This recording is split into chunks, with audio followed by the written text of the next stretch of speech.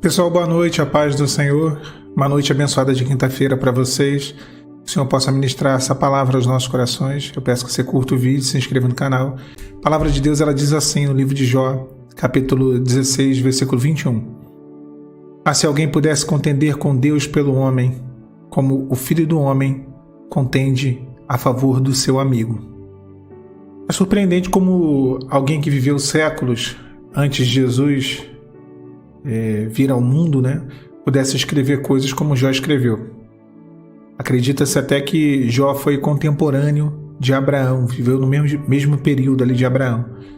O livro basicamente apresenta a questão, o livro de Jó, por que sofrem os justos? Essa é a grande mensagem, o grande questionamento, na verdade, do livro de Jó. O livro profetiza a respeito de Jesus e o sofrimento dele também. Quando nós olhamos alguns versículos, fica bem claro isso. Por exemplo, Jó 21, 32, diz assim: finalmente é levado à sepultura e vigiam-lhe o túmulo. Isso aconteceu. É uma profecia que se cumpriu lá em Mateus 27, no versículo 64, até o 66, a gente vê claramente isso. Mas o texto específico que nós lemos é como se fosse um desabafo, Ah, se alguém pudesse contender com Deus pelo homem. Esse era o clamor da alma de Jó, que alguém intercedesse a Deus em favor do pecador. Jó, como eu falei, ele viveu muito tempo antes de Cristo, aproximadamente 1500 anos, de Jesus descer da sua glória e demonstrar ali o seu sentimento, o seu amor, morrer na cruz do Calvário e se pôr como o único mediador e intercessor por nós. E ele diz, como o Filho do Homem pelo seu amigo. Olha que coisa linda. E Jesus, ele usa essa expressão, o Filho do Homem, diversas vezes se referindo a si mesmo, e Jó profetiza isso acerca de Jesus. O homem pode ter vários amigos, nós podemos ter vários amigos e temos, é bom. Às vezes as pessoas elas distorcem um pouco, não muito, o que diz a Bíblia, maldito é o homem que confia no homem. Sim, maldito é o homem que confia no homem, e a gente vai continuar no texto. E o faz para si como seu braço, Coloca a sua confiança nele, no homem, não em Deus. Esse é o contexto do texto. Agora, o homem que confia no homem não é maldito. É bom você ter amigos, pessoas de confiança, pessoas que o Senhor coloca na nossa vida para nos ajudar, para orar conosco, para nos dar conselhos. Isso é bom. Porém, há um único amigo que ele é o mais achegado. O homem pode ter muitos amigos, isso é maravilhoso, mas é um que é mais achegado do que um irmão, como diz em Provérbios 18, 24. Esse amigo que é mais achegado do que um irmão é o Senhor Jesus. É Ele quem intercede por nós. É Ele quem contende, Ah, se alguém pudesse contender com Deus pelo homem. Esse alguém é o Senhor Jesus. Esse é aquele que mostra aflição e compaixão pelo aflito. Ele é quem intercede quando nós não conseguimos. Ele é quem viabiliza a nossa oração quando nós não sabemos nem expressar. E são inúmeras as vezes que são tantos sentimentos no coração, é tanta angústia, é tanta aflição, que de fato nós não sabemos expressar, que de fato nós não conseguimos colocar para fora aquilo que está dentro da nossa alma, que de fato nós não conseguimos exteriorizar ou colocar em palavras a nossa dor e a nossa decepção, frustração, as lutas que vivemos. Nesse momento o Senhor ele vem, Ele nos sonda e Ele nos conhece. Como nessa noite de quinta-feira, saiba que o Senhor conhece cada um dos teus sofrimentos, cada uma das tuas preocupações, e Ele vê cada uma das tuas lágrimas sendo derramadas. Às vezes, as nossas lágrimas, elas falam mais do que as nossas palavras. Dobre os seus joelhos onde você estiver, ore ao Senhor, coloca diante do Senhor a sua vida, conversa. Eu falava sobre isso ontem. Orar não é nenhum segredo.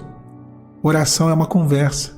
Deus ele não é um Deus inacessível. Talvez o Deus do islamismo seja inacessível. Talvez o Deus do budismo seja inacessível. Talvez o Deus de tantas religiões sejam inacessíveis. Mas o Deus que nós conhecemos, o Deus judaico-cristão, o Deus dos hebreus e o Deus dos cristãos, esse não é inacessível. Ele é tão acessível que ele se transformou num homem para sentir as nossas dores, as nossas angústias, as nossas fraquezas. Dobre os teus joelhos, clama ao Senhor. Às vezes a gente tem que começar de uma forma bem digamos até humana na nossa oração. Eu muitas vezes coloquei um banquinho na minha frente, coloquei 2 bancos, sentei em um e o outro na minha frente, e eu conversava com Deus, e eu orava ali conversando com o Senhor como se fosse realmente um amigo, um companheiro. Eu desabafava isso aqui dentro do meu closet. Eu botei o banquinho na frente, sentei, e como se o Senhor tivesse sentado ali, eu contava tudo que eu estava vivendo, toda a minha dor. Eu falava: Senhor, interceda por mim, junto ao Pai, muda essa situação, esse cenário. E eu posso dizer, irmãos, grandes experiências. Quando eu faço isso, eu vivo grandes experiências, eu experimento grandes mudanças na minha vida. E não vai ser diferente na sua. Jó, ele clama, né? A angústia dele era essa: quem dera, se pudesse alguém ali contender, ou interceder, ou suplicar a Deus por mim. Porque o justo sofre, é um dilema, né? Era o dilema do livro de Jó, e é o dilema que até hoje vem, e vem muitas vezes sobre o nosso coração. Porque, olha, é o justo, é aquele que praticou justiça, é aquele que andou nos caminhos do Senhor, é aquele que obedeceu, que guardou, que foi fiel. Eu me recordo que teve um momento que eu entrei nesse questionamento, né? Por um motivo simples, né? Foi o gatilho para poder eu entrar nesse questionamento. Porque quando eu escolhi, né? Essa foi uma escolha minha, quando a mãe do meu filho estava grávida dele, do Emanuel, e eu escolhi há 9 anos atrás o nome Emanuel, porque para mim ele é um nome simples, mas é um nome muito, né, profundo no seu sentido: Deus conosco. E eu sabia que o nome dele era uma confissão de que em todos os momentos o Senhor estaria conosco, que em todos os momentos Deus estaria ali entre nós. E aí, quando veio o tsunami, né, aconteceu tudo que aconteceu na minha vida, eu questionei o Senhor. Eu falei: Senhor, eu botei o nome do meu filho de Emanuel, Deus conosco, e parece que o Senhor não está conosco. Eu não estava conosco quando houve tudo que aconteceu, os divórcios, separação. Onde estava o Senhor? Não estava conosco. Eu questionei por que o justo sofre. E aí o Senhor começou a ministrar o meu coração e me mostrar que as coisas que estavam erradas, os buracos que tinham sido, as brechas que estavam abertas na minha vida, e que naquele momento, quando tudo aquilo aconteceu, embora o Senhor ainda fosse conosco, ainda houvesse ali o Emanuel, o Senhor conosco, nós na verdade não éramos mais com Ele. Deus era conosco, mas nós não éramos com Ele. E a nossa casa não estava edificada sobre a rocha, e sim sobre a areia. E sobre a areia não tem fundamento. A tempestade vem e destrói. E às vezes nós questionamos o agir de Deus, questionamos a demora, questionamos o processo, questionamos o método, questionamos tudo. Mas chega um momento de Jó que ele cansa de questionar. Aí a palavra diz: acabaram-se as palavras de Jó. E nessa hora, quando ele cessou de falar, quando ele se calou, silenciou, foi quando Deus começou a falar. Deus vai deixar você questionar, falar, murmurar. Deus vai deixar até mesmo você ter pena de si, autocomiseração, piedade de si mesmo. Quando você cessar, quando você parar de falar, de murmurar, de questionar, aí nesse momento o Senhor vai começar a falar ao seu coração.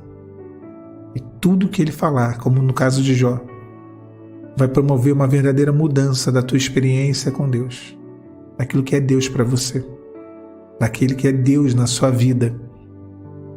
E Jó, ele vive uma experiência linda, profunda, e ele passa de fato, nesse processo doloroso de sofrimento que ele teve, ele passa a conhecer verdadeiramente o Senhor. É o que Deus vai fazer. Já está fazendo na sua vida. Tem um que intercede por você. As tuas orações não são desperdiçadas. As tuas lágrimas não são à toa. Os teus propósitos, as tuas súplicas não são em vão.